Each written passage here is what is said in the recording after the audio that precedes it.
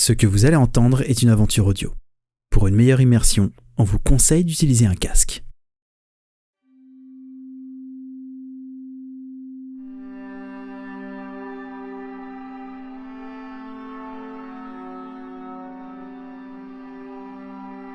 Les minutes passent. Est-ce que tu fais quelque chose avant d'y être? Le but, ça va être de se garer avant la pharmacie, qu'on ne soit pas visible. Parce que j'ai dans l'idée de vérifier mon arme, le FAMAS, de voir un peu comment ça fonctionne, de me remémorer ce que le sergent m'avait dit. D'être au point et opérationnel avec l'arme. Et qu'on fasse un semblant de plan avec les gars. Tu t'arrêtes avant sur un bas-côté, assez caché. T'es entouré d'arbres assez touffus. Léon, Jules, le pick-up s'est arrêté.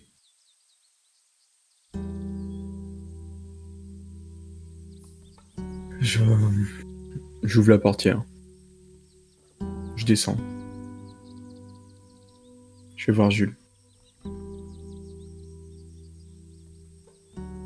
Bon, t'es prêt, Jules? Il faut faire ce qu'il faut pour l'équipage, hein. Faut faire ce qu'il faut pour le capitaine, faut faire ce qu'il faut pour ton frère. Ok? On va y aller, puis ça va bien se passer. Ouais. On n'a pas le choix. Je t'ai entendu tout à l'heure. Je peux pas te demander si... C'est rien, j'ai juste besoin d'évacuer un peu, hein. C'est ce que c'est, hein. Ça fait quelques semaines qu'on a plus de clopes.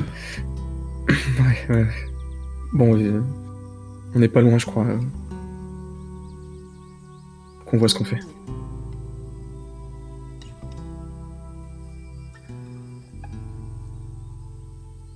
Bon. Bon, attendez, déjà...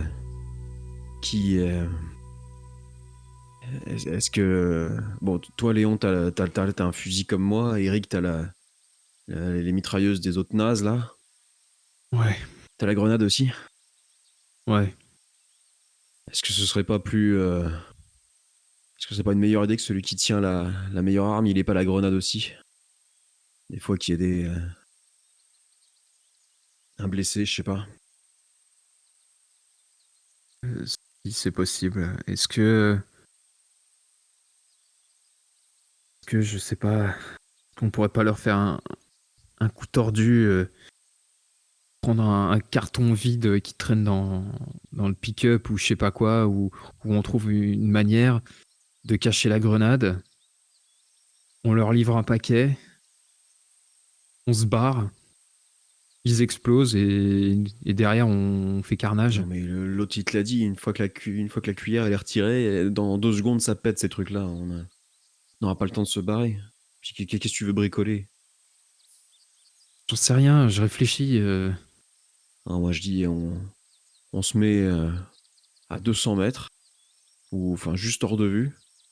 On écrase un parpaing sur l'accélérateur, le camion part tout seul devant, enfonce la grillage et vient s'écraser dans la pharmacie.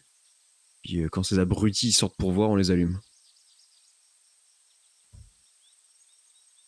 Et après on rentre comment? Enfin à pied, on en a pour un petit moment. Ils doivent bien avoir un véhicule ces cons-là.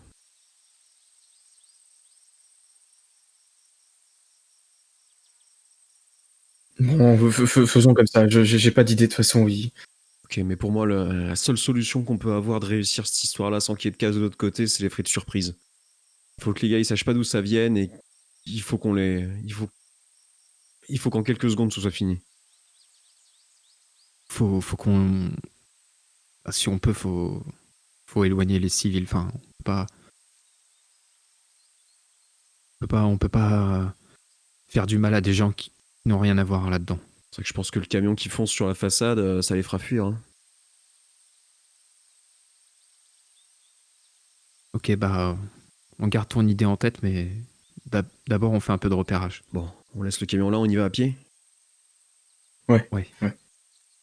Vous serez, juste après avoir quitté le pick-up, à découvert. Après, quand je dis à découvert, vous n'êtes pas directement nez à nez avec la pharmacie. Hein, vous êtes à 300 mètres à peu près. Mais si des personnes font des rondes ou autres, vous aurez des difficultés pour vous cacher.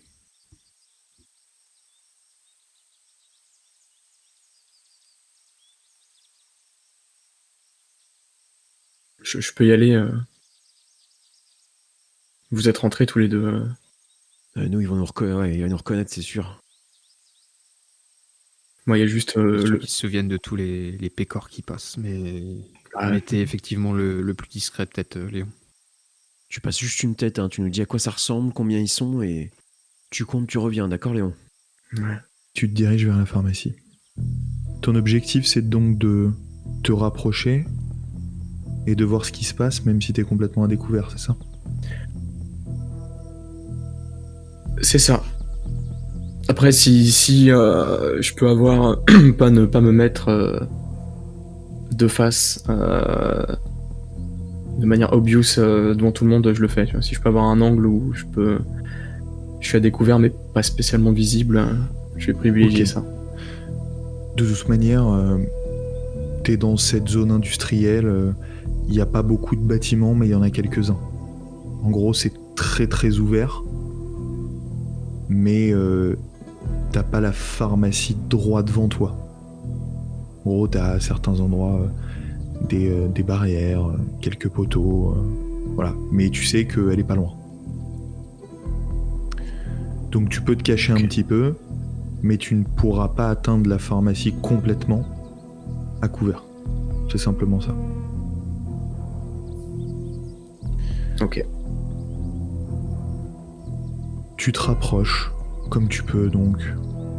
Dès que tu peux te mettre à couvert, tu le fais. Tu sais que t'es plus très loin. Et finalement,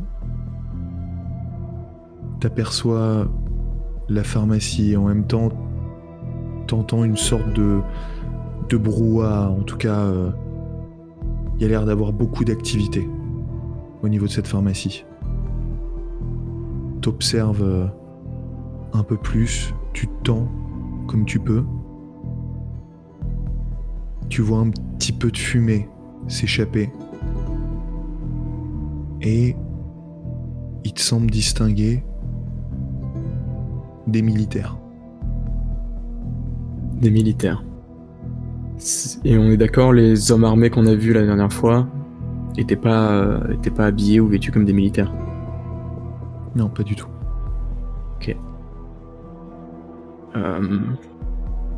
Est-ce que j'arriverai à comprendre quel type d'uniforme c'est? Ou est-ce que ça semble similaire à ceux des militaires de Bayeux? C'est absolument le même uniforme que les militaires à Bayeux. Ok. Et je reconnais pas de visage. Là, tu vois pas suffisamment Ou bien. s'il faut me rapprocher, je me rapproche. Si tu te rapproches, là, t'es complètement à découvert. Ouais, T'y vas? Ouais. Ok, tu te rapproches, donc tu te mets à découvert. À tout moment, ils vont pouvoir t'apercevoir. Mais tu te rapproches. Plus tu te rapproches, plus tu vois une scène à laquelle tu t'attendais pas du tout. Tu vois une trentaine de militaires qui s'activent autour de la pharmacie. Au sol, assez vite, tu distingues des corps, des flaques de sang. Tu vois la barrière qui a été éventrée, des militaires qui circulent dans la pharmacie librement. Tu te rapproches toujours. Pour le moment, personne t'a repéré. T'arrives, pour t'imaginer, derrière le charnier que vous aviez vu la première fois en arrivant dans la pharmacie. Tu sais, il y avait cette espèce de charnier fumant qui était sur de l'herbe. donc tu vas devoir le contourner. Ouais. Tu continues à regarder la scène. Est-ce que tu continues à te diriger vers la pharmacie ou tu fais autre chose? Je vois des civils ou pas? Tu regardes un peu. Mis à part ceux au sol, ouais, en faisant plus attention, t'en distingues un assis pas très loin du charnier, justement. Ok. Tu reconnais sa silhouette. Elle t'est vraiment familière. Tu reconnais ton frère qui est assis, dos à toi. Est-ce que quelqu'un le met en joue? Ou le regarde? Non, il y a juste un militaire à côté de lui. Ok. Ils sont à combien de mètres là? Là, je dirais vingtaine de mètres. Et là où les personnes les plus proches d'eux sont en gros, est-ce que si je tente quoi que ce soit, je serais clairement visible ou pas? Ah oui, oui, oui. Ouais, ok. Oui, oui, si tu te rapproches, là c'est limite étonnant que personne t'ait vu. Ok. T'imagines, t'es vraiment complètement visible au milieu d'une pelouse, quoi. Ok. Je vais bloquer quelques secondes sur lui. Je le regarde et... Bon, il est en vie. Visite.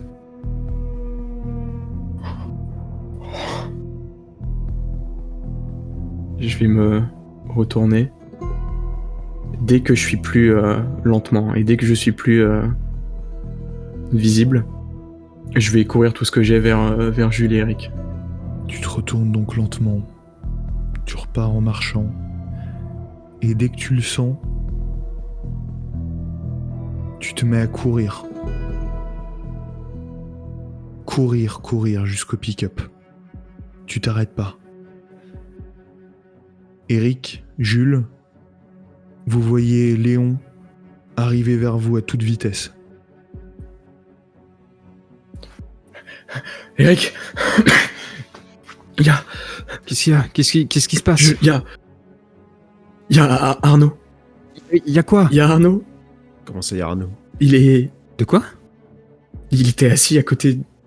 Puis il y a plein de militaires là-bas, tous les militaires de Bayeux qui ont pris le contrôle de la pharmacie. Hein? Attends. Mais il se fout de notre gueule. Putain, mais comment on va faire pour le récupérer? Et tous les autres là, je sais pas combien ils étaient. Ils faisaient des allers-retours dans la pharmacie. Attends, mais et comment on remplit notre contrat, nous, du coup? C'est une putain de prise d'otage.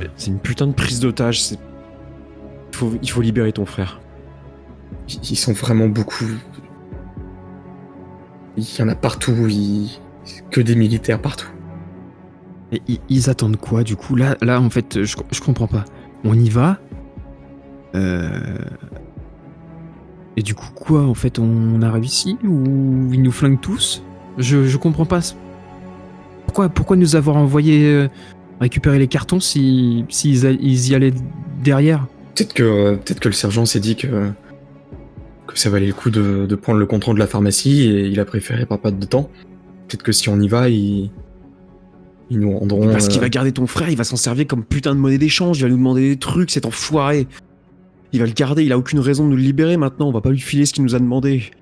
On va y aller, il va nous accueillir en disant vous avez pas fait ce que je vous ai demandé, maintenant vous me ramenez ça. Il faut libérer ton frère. Ah ouais, mais Jules, t'es d'accord hein, qu'on peut pas faire le poids face à je sais pas combien de militaires t'as dit, Léon, Je mais sais pas, il y en avait plein. on est trois gus, on sait à moitié tenir une arme. Moi, j'ai jamais tiré au FAMAS. Ou alors je les attire, je sais pas, je fais tout le tour, je leur tire dessus depuis une autre rue, puis je m'enfuis. Et vous récupérez le petit, j'en sais rien. Jules, tu pourras pas On pourra pas les semer, Tu veux pas qu'on essaye de négocier? J'y vais avec... Mais à quel moment ça a déjà marché, ça, Eric? À quel moment ça a déjà marché? Je sais pas, mais pourquoi il nous aurait fait ce Non, coup-là? mais Jules a raison, c'est des connards, ces mecs. Je sais bien que c'est des connards. Eh bah, arrête de C'est partir pas du une raison principe que pour c'en est foncer à pas. 3 contre... Mais c'est pas une raison pour foncer à 3 contre je sais pas combien. Non, mais... Je sais pas, il attend de voir si on est docile. Et quand il va voir qu'on arrive à armer, qu'on était prêt à en découdre, peut-être qu'il se dira bon ok.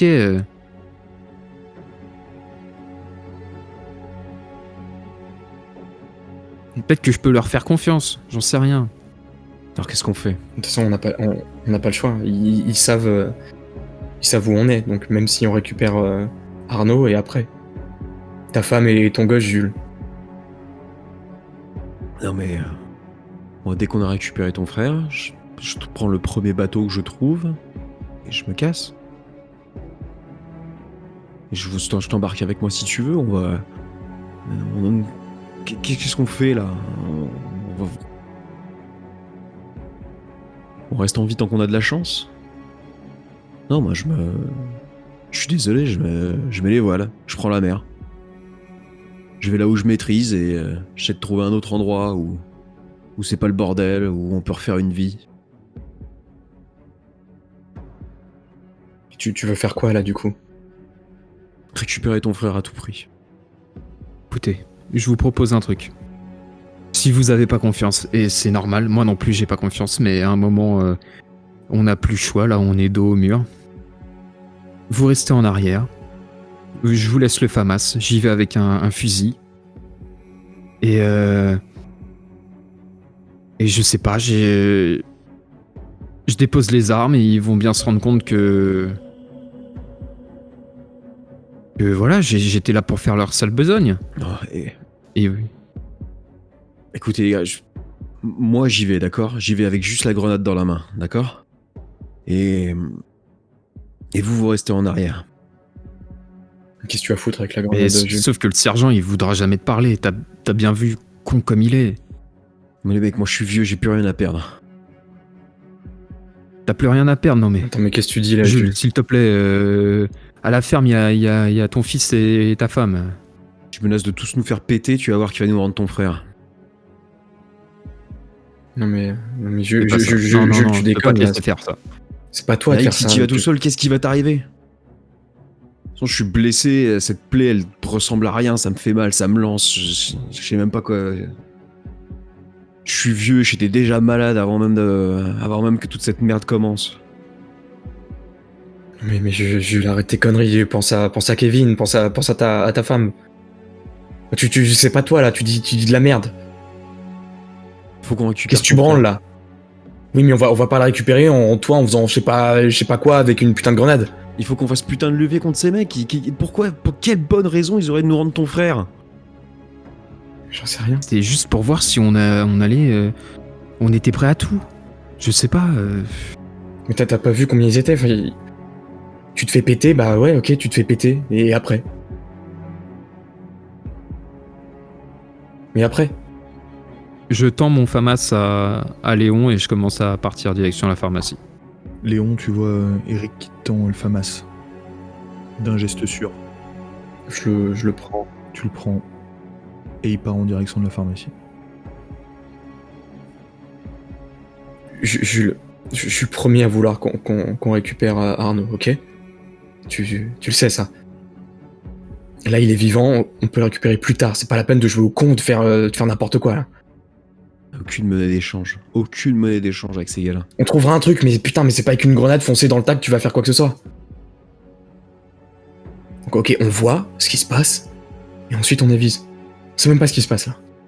Donc peut-être que t'as raison, peut-être qu'ils veulent qu'on soit leur pute parce qu'ils ont Arnaud. Ok. Ensuite on avisera à partir de là. Ok? Ouais. Putain. Bon, on peut suivre Eric au moins de loin. Voir ce qui se passe. Vous suivez donc Eric de loin? Ouais. Ok, donc quoi, 10, 20, 30 mètres? Dans ce goût-là, ouais. Ok. Vous avez donc attendu quelques secondes qui prennent cette distance. Eric, toi tu marches droit devant toi en direction de la pharmacie toujours? J'avance vers l'entrée. J'essaye pas de me cacher des militaires. Au contraire, s'ils peuvent me voir, c'est mieux même. Ok, t'y es pas encore. Hein. Tu marches toujours donc. Et puis, face à toi, tu vois une silhouette. C'est Arnaud. Tu vois, il court vers toi. Dès qu'il t'a repéré, tu vois qu'il presse encore plus le pas, qu'il allonge sa course. Je reste bouche bée un peu, je le dévisage. Et dès qu'il arrive à ma hauteur, je cours dans sa direction. Enfin, je suis sa direction en fait. Il faut on s'en va, je veux plus rester Oui, ici. on s'en va. Allez, file par là-bas. Arnaud, tu vois assez vite, dans la direction que Eric te donne, Léon et Jules. Ils étaient à quelques dizaines de mètres. Ils suivaient Eric. Ils te voient, toi aussi. Léon, Jules, Et je vais courir dans leur direction pour enlacer mon frère. Et si Jules est proche, essayer de la gripper aussi. Putain. Mais qu'est-ce que tu fous? Comment t'as fait pour te barrer? Oh putain.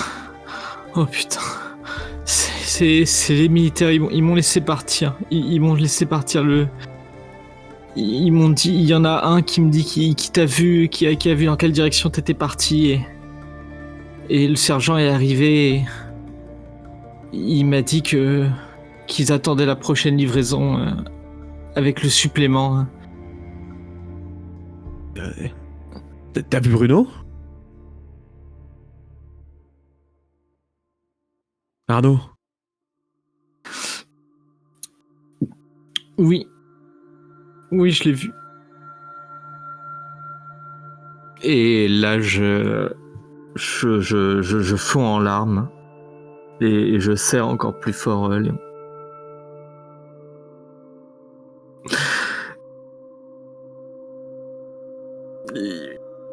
C'est fini pour Bruno.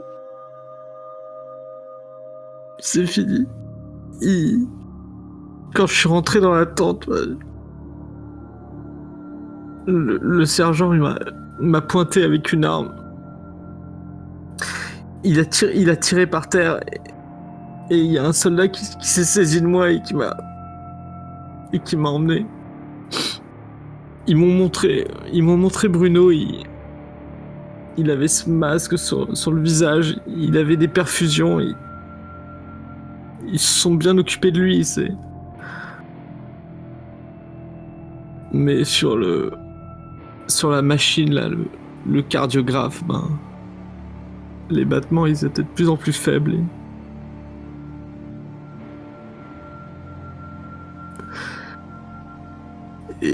Et ensuite,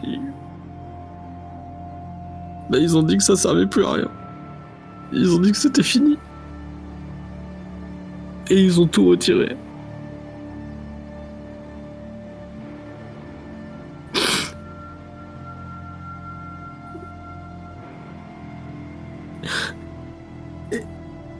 Et ensuite, ils m'ont dit de venir avec eux. Ils sont allés à 6-7 véhicules jusqu'à la pharmacie et ils ont tué tout le monde. Ils se sont dispersés. C'est allé super vite.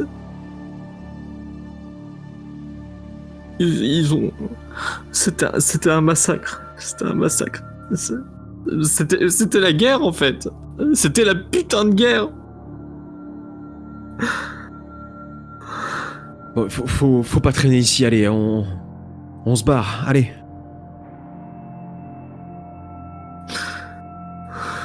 On est ensemble, Arnaud.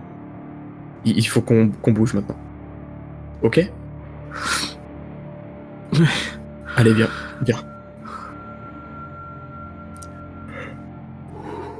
je me laisse raccompagner vers le pick-up. Vous retournez donc tous les 4 au pick-up. Sans un mot. Vous montez dedans. Eric, toujours place du conducteur. Jules qui va à côté de toi. Et les 2 frères qui sont derrière. Où est-ce que vous vous dirigez ? La ferme. Ok. Tu fais demi-tour sur cette petite route. Et tu te rediriges vers la ferme.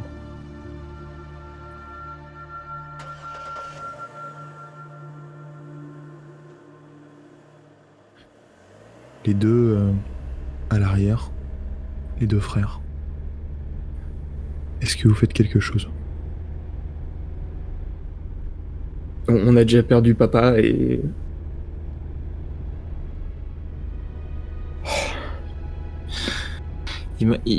Sans rien dire, il m'a pointé avec son arme.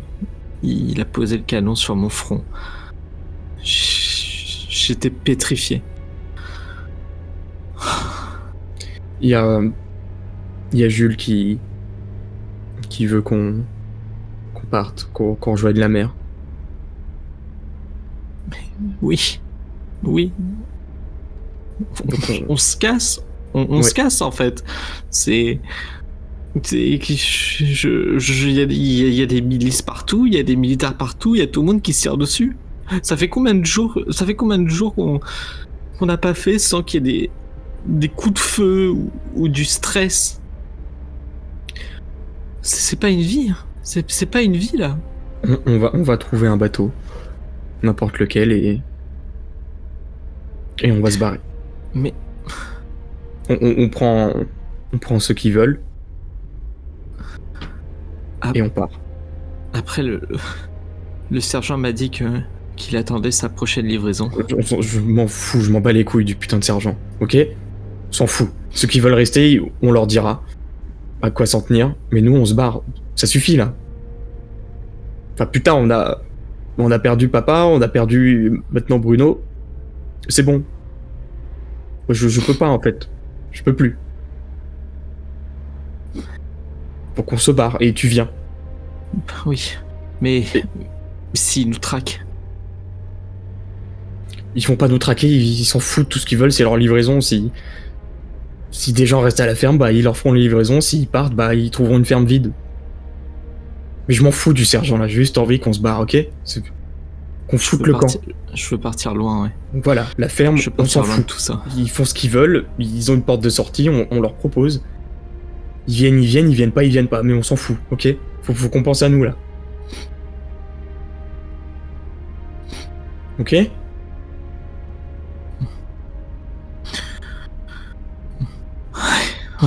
Vous voyez à l'horizon le soleil qui commence à se coucher.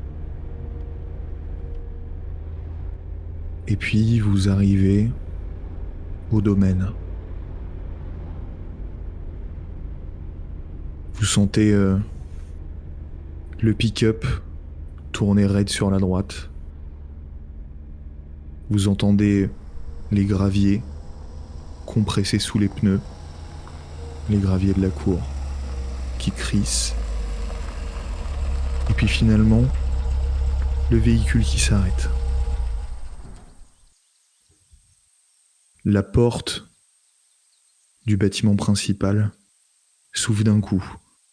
Vous voyez Magali, ton fils, Jules, Manon et les autres. Je sors du pick-up et je commence à avancer d'un pas traînant. Je réalise qu'il va falloir annoncer la nouvelle à Manon. T'as les yeux fuyants. Tu veux pas croiser son regard, mais tu sens que toutes ces personnes se rapprochent de toi, de vous, enfin, qui se questionnent. Puis finalement, t'arrives à la hauteur de Manon. Sans t'en rendre compte, t'as contourné ta femme. T'as contourné ton gosse. Automatiquement, tu t'es dirigé vers Manon. Quand j'arrive à son niveau, je lui dis que je suis désolé. D'abord, elle te regarde d'une manière interrogative. Et puis, une très courte seconde après, c'est comme si toute énergie s'enfuyait de son corps. Elle tombe net au sol, sur les genoux. T'as l'impression qu'elle a arrêté de respirer. Et puis,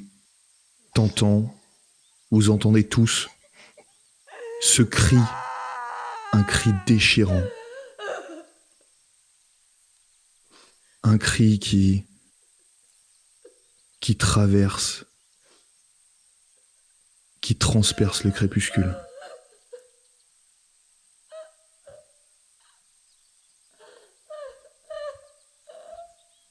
Je pose un genou à terre et je la serre aussi fort que possible contre moi. J'essaie de la soutenir. Tu la sens sangloter.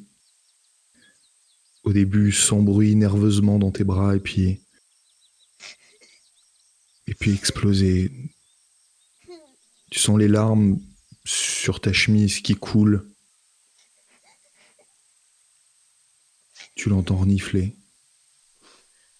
Tu l'entends s'étrangler. Et puis hurler de nouveau. Autour, le monde s'est arrêté. Plus rien ne bouge. Vous êtes juste tous les deux dans cette souffrance.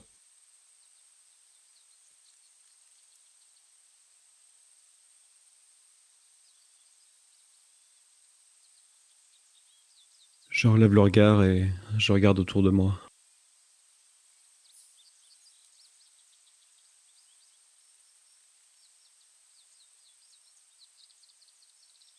Je croise les regards des gens de la ferme. Vous voyez ? Est-ce que vous voyez ? Est-ce que vous voyez ce qu'est devenu le monde autour de nous ?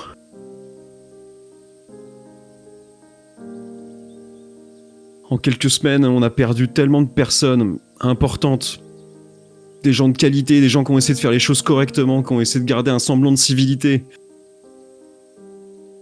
Et au fil des jours, c'est que la mort, que la destruction, que la souffrance. Alors ça suffit. Vous nous avez accueillis, moi et mes camarades, moi et ma famille. Et pour ça, je vous suis extrêmement reconnaissant et aujourd'hui, c'est à moi de vous rendre l'appareil. Léon, Arnaud et moi, nous sommes des marins. On est nés quasiment sur la mer, on y a passé la plupart de notre temps et de notre vie. Demain, au petit matin, on va prendre nos affaires. On va prendre nos familles et on va trouver un bateau, ou même plusieurs. Et on va aller chercher une autre terre que celle-là. Une terre d'hommes, une terre civilisée. Pas une terre d'animaux, pas une terre de souffrance et de violence. Un endroit où on pourra reconstruire, un endroit où on pourra retrouver le calme et la sécurité. Vous êtes tous les bienvenus à bord. Parce que je vous suis reconnaissant de nous avoir accueillis, mais vous devez bien réaliser que maintenant c'est fini, c'est trop tard. On peut plus rien sauver ici. Eric, n'importe lequel de tes gars peut venir avec nous, mais il faut emporter des vivres, il faut emporter tout ce que vous avez. Et si vous voulez vivre, si vous voulez survivre à tout ça, il faut vous enfuir avec nous. Parce que l'espoir, elle est plus sur Terre. L'espoir maintenant, elle est par-delà les océans, en Belgique. Peut-être en Angleterre, j'en sais rien. Partout où le courant nous portera. Mais il faut fuir cet endroit. Parce que des drames comme ceux qu'on vient de vivre aujourd'hui, il y en aura encore d'autres. Et je sais pas encore combien de temps on pourra les tenir. Mais en fuyant et en allant de l'avant, on a peut-être un petit espoir de trouver une terre d'accueil. Ou refaire nos vies. Et échapper à ce putain de destin. À cette situation intenable.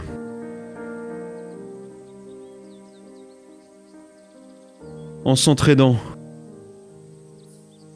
Et après le crépuscule, viendra une nouvelle aube et un nouvel espoir.